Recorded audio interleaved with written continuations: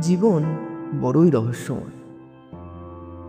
হয়তো আমরা যা দেখছি বা যা ভাবছি তা আদেও সত্য নয়।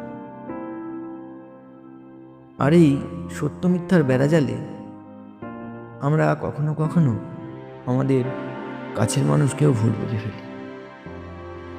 এই ভুল বোঝাবুঝি থেকেই সম্পর্কের মধ্যে ফাটলের সৃষ্টি হয়, সম্পর্ক ভেঙে চূর্ণ বিচূর্ণ হয়ে যায়। এই ভাঙা সম্পর্ককে আর জোড়া লাগানো সম্ভব হয়ে ওঠে না।